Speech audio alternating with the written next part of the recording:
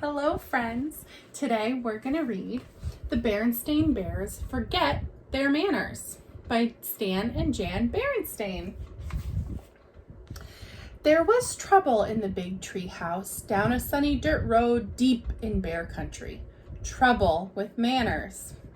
The bear family's trouble with manners was that they forgot them.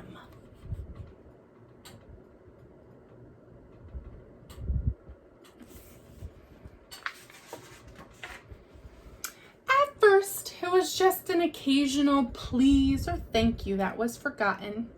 Then there was a rude push without an excuse me. Then a reach across the table instead of a please pass the broccoli.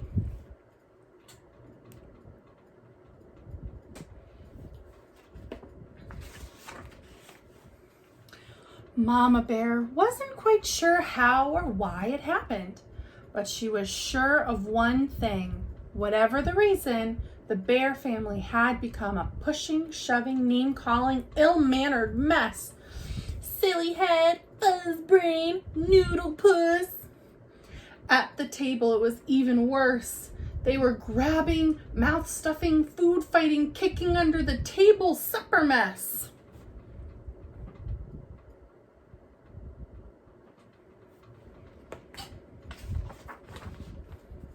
Of course, Mama Bear tried to correct Brother and Sister Bear's behavior.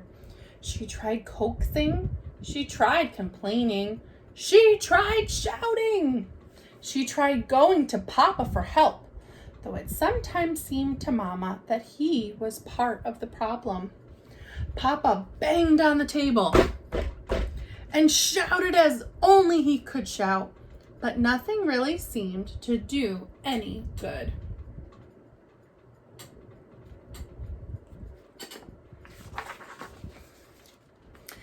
Mama didn't like what was happening to her family, not one bit.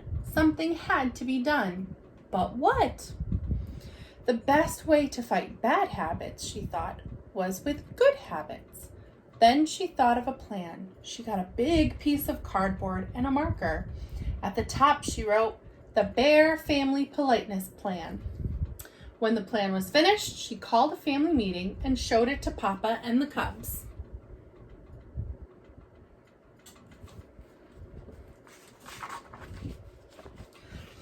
It certainly got the Bears family's attention. The Bear Family Politeness Plan. Mama's plan had a list of all the rude things she wanted to stop. Beside each one was a penalty, a job or chore that went with it. If you forgot a please or thank you, you had to sweep the front steps.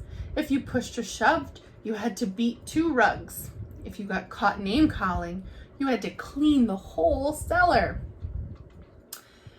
Interrupting, dust downstairs. Reaching at table, clean yard. Playing with food, wash dishes. Rude noises, weed garden. Banging door, clean attic. Forgetting excuse me, empty garbage. Hogging bathroom, put out trash. But Mama, sputtered the cubs, you're not being fair. It seems to me, she said, that you're the ones who aren't being fair to yourselves or anyone else.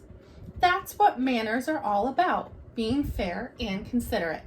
Manners are very important. They help us get along with each other.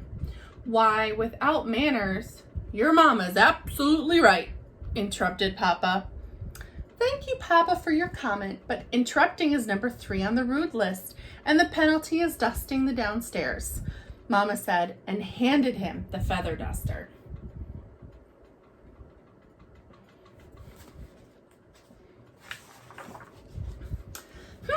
Said Brother Bear. This looks serious.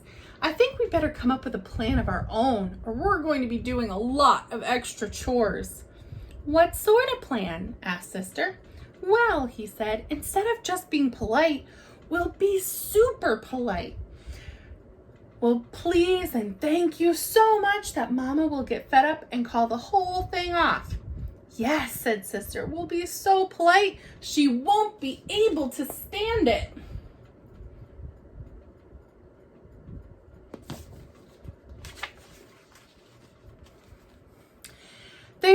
their plan into action. They were super polite on the stairs. After you, sister dear. Thank you, dear brother. In the hall. Excuse me, brother dear. Why, certainly, my dear sister. Waiting for the bathroom. Terribly sorry to have kept you waiting. Think nothing of it, my dear.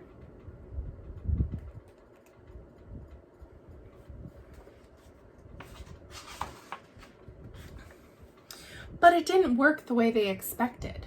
Mama didn't get fed up at all. After a while, brother and sister forgot about being super polite and were just being polite. At the table, pass the honey, please. Certainly. In their room, would you like me to help you pick up your toys? Thank you very much. In the yard, oops, sorry, I didn't mean to bump you. That's all right, no harm done. And it turned out that Mama had been right. Things did go more smoothly. Once they got into the good manners habit, they didn't even have to think about it.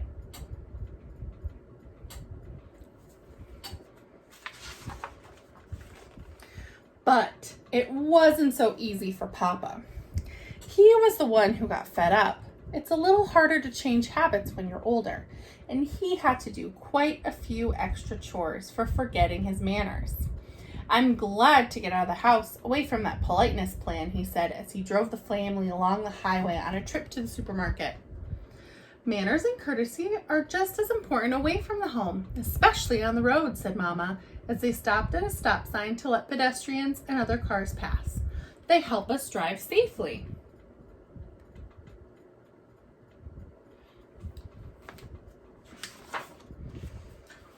Well, grumbled Papa as they all went into the busy supermarket, I think you can have too much of a good thing. You've got to have some common sense along with manners.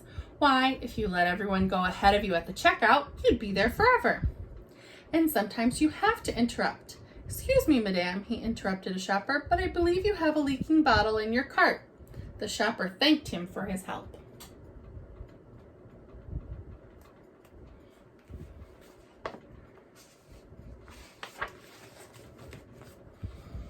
You see, he said, driving home, there's more to life than remembering your manners. Besides, manners are all right for cubs and mama bears. But we Papa Bears have other things to think about. At that moment, the car in front stopped suddenly and Papa bumped into it. Boink! He was furious. Why, that pinhead fiddle brain, he snarled. Name calling, reminded Sister.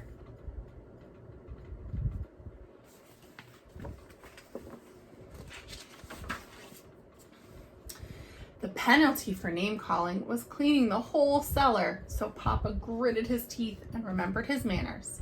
And a good thing too, because climbing out of the other car was the biggest, angriest bear he had ever seen. But when the angry bear saw how polite Papa was, he remembered his manners too.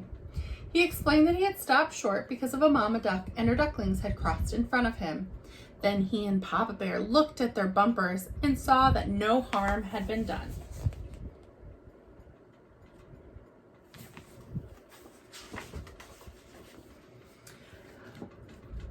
As I was saying, said Papa as they continued on their way, it's very important for us to remember our manners at all times, and I want to thank you, Sister, for reminding me to remember mine. You're very welcome, I'm sure, said Sister Bear politely. So, in this book, we learn why it's important to have manners, not just at home, but even when we're out in public.